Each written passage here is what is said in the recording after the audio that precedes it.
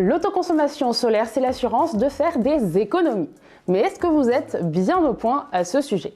C'est ce qu'on va vérifier tout de suite dans cette vidéo où je vous résume les 4 infos à savoir absolument sur l'autoconsommation. On commence tout de suite, c'est parti! Bon, ça va vous paraître évident, mais le premier élément à savoir absolument, c'est la définition de l'autoconsommation solaire. Autoconsommer, c'est tout simplement le fait d'utiliser l'énergie produite par vos panneaux photovoltaïques pour alimenter votre tableau électrique. C'est aujourd'hui la solution privilégiée par les particuliers qui font des installations solaires. Si je vous dis ça, c'est parce qu'il existe aussi une autre solution, celle de produire de l'électricité pour qu'elle soit uniquement injectée sur le réseau en échange d'une rémunération. Le deuxième élément primordial à connaître au sujet de l'autoconsommation solaire, c'est que ça vous oblige à changer vos habitudes de consommation, et ça, c'est à cause du soleil. Si vous avez installé des panneaux photovoltaïques, c'est pour profiter de votre production d'électricité. Or, vous ne pouvez pas en profiter 24 heures sur 24 puisqu'elle dépend du rayonnement du soleil. Ça paraît tout bête dit comme ça, mais ce n'est pas forcément évident pour tout le monde. La solution, c'est donc de caler un maximum de vos consommations aux heures d'ensoleillement. Pour ça, les programmateurs seront vos meilleurs alliés. Le troisième élément à aborder, c'est la notion de surplus.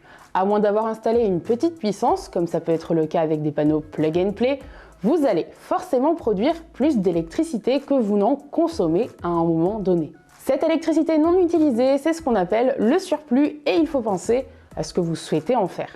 Vous pouvez le laisser repartir dans le réseau gratuitement ou contre une rémunération si vous avez un contrat de vente du surplus.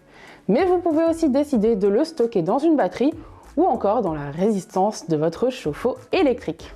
Chaque solution que je viens d'évoquer a ses avantages et ses inconvénients, donc je vous conseille de bien étudier la question avant de faire votre installation.